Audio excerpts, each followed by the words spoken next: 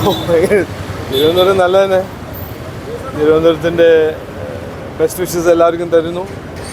ഞാനിപ്പോൾ ഇവിടെ വന്ന ഗുരുവായൂരപ്പൻ്റെ ഒരു അനുഗ്രഹവും ആ അനുഗ്രഹത്തിൻ്റെ ഒരു ഊർജ്ജം എടുത്തിട്ട് ഞാൻ മടങ്ങി തിരുവനന്തപുരത്ത് പോന്നു. ഇന്ന് ക്യാമ്പയിൻ കണ്ടിന്യൂ ചെയ്യുന്നു. ഇന്നലെ രാത്രി ഒരു 12:45 ട്രെയിനിലാണ് ഇവിടെ വന്നത്. ഇവിടുന്ന് ഒരു 9 മണിക്ക് 8-8:30 മണിക്ക് ഗുരുവായൂരെത്തി അവിടുത്തെ ദർശനം കിട്ടി ഭഗവാന്റെ അനുഗ്രഹം എടുത്തിട്ട് ഞാൻ മടങ്ങി പോകുന്നു. എനിക്ക് കോൺഫിഡൻസ് ഉണ്ട്. ഈ വരുന്ന തെരഞ്ഞെടുപ്പിൽ നമ്മളൊരു ചരിത്രം സൃഷ്ടിക്കുന്ന ഒരു തെരഞ്ഞെടുപ്പ് ആവുമെന്ന് എനിക്ക് ഒരു കോൺഫിഡൻസ് ഉണ്ട്. തിരുവനന്തപുരത്തൊരു മാറ്റം, കേരളത്തിലൊരു മാറ്റം ജനങ്ങൾക്ക് വേണം. ആ മാറ്റം ഈ ഇലക്ഷനിൽ കാണും എന്നാണ് എൻ്റെ ഒരു ഫീലിംഗ്, എൻ്റെ ഒരു അപേക്ഷ. തിരുവനന്തപുരത്ത് വളരെ ശക്തമായ ഒരു വാദപ്രതിവാദങ്ങളും വലിയ ഫൈറ്റാണല്ലോ. അതല്ല ഞാൻ പറഞ്ഞ അത്.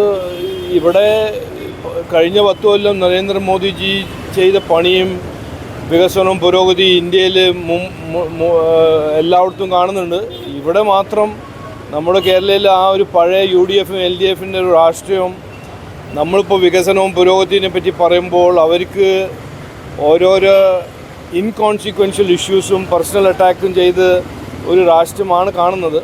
അവർക്ക് ശരിക്കും പറയുകയാണെങ്കിൽ ഈ വികസനം, ഈ പുരോഗതി, ഈ തൊഴിൽ, ഇൻവെസ്റ്റ്മെൻറ്റ്സ് അതിനെപ്പറ്റിയൊന്നും പറയാനില്ല. അവരുടെ റെക്കോർഡ് നമുക്കറിയാലോ.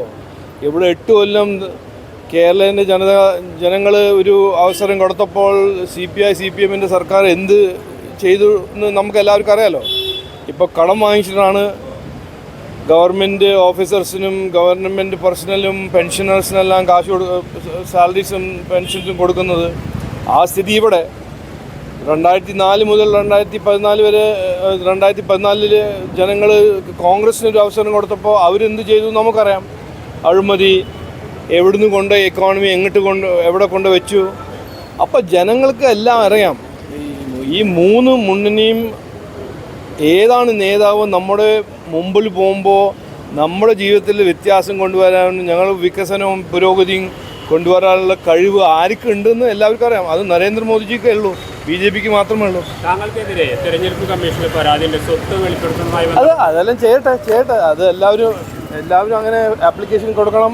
അതിൻ്റെ എല്ലാം ആൻസർ 3 പ്രാവശ്യം മുമ്പേ ചെയ്തതാണ് പണി. ഇത് 4ാമത്തെ പ്രാവശ്യം അവർക്ക് ആൻസർ കിട്ടും. ഞാൻ ഇന്ന് എൻ്റെ 18 കൊല്ലത്തിൽ ഒരു ബ്ലാക്ക് മാർക്ക്, ഒറ്റ ബ്ലമിഷ് ഇല്ലാത്ത രാഷ്ട്രീയം ഞാൻ ചെയ്ത ആളാണ്. ഞാൻ പറഞ്ഞിട്ടുണ്ട്, എന്നെ പേഴ്സണൽ അറ്റാക്ക് ചെയ്ത് ഡിഫെയിം ചെയ്ത ആരാണെങ്കിലും ഞാൻ അങ്ങനെ വെറുതെ വിടില്ല. ഞാൻ എൻ്റെ കരിയർ, എൻ്റെ പബ്ലിക് ലൈഫിന് ഭയങ്കര പ്രൗഡ് ഉള്ള ആളാണ്. അതിങ്ങനെ കോൺഗ്രസും അവരുടെ പണിയല്ലേ. ഇവിടെ സുരേഷ് ഗോപിനെ അറ്റാക്ക് ചെയ്യും, വേറെ നരേന്ദ്രമോദിജിനെ, രാഹുൽ ഗാന്ധി അറ്റാക്ക് ചെയ്യും. അവർക്ക് ഇന്ന് ഇന്ത്യനെ മുമ്പോട്ട് കൊണ്ടുപോകാനോ ജനങ്ങളുടെ ജീവിതത്തിൽ വ്യത്യാസം ഉണ്ടാക്കാൻ ഒറ്റ ഐഡിയ ഇല്ല, ഒറ്റ ഒരു പ്രൊപ്പോസിഷൻ ഇല്ല.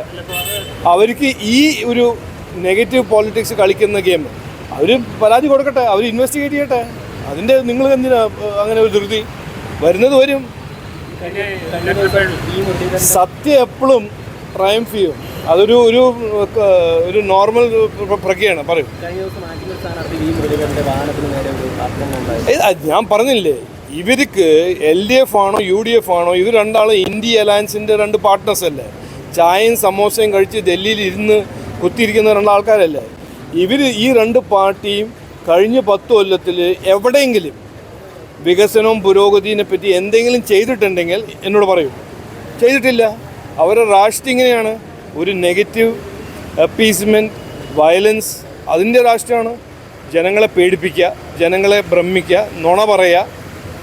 ഞങ്ങളുടെ രാഷ്ട്രീയം വികസനം, പുരോഗതി, തൊഴിൽ, ഇൻവെസ്റ്റ്മെൻറ്റ്, അതിൻ്റെ രാഷ്ട്രീയം ഞങ്ങളുടെ ക്യാമ്പയിൻ, ഞങ്ങൾ പണി ചെയ്യുന്നത് നരേന്ദ്രമോദിജി കാണിച്ചിട്ടുണ്ട്. കഴിഞ്ഞ 10 കൊല്ലത്തിൽ ഞങ്ങൾ പറഞ്ഞത് ചെയ്യുന്ന ആൾക്കാരാണ് BJP. തിരുവനന്തപുരത്താണ് ചരിത്രം സൃഷ്ടിക്കും. ചരിത്രം മാത്രമല്ല, കേരളത്തിൽ ചരിത്രം സൃഷ്ടിക്കും എന്നെനിക്ക് ഉറപ്പുണ്ട്.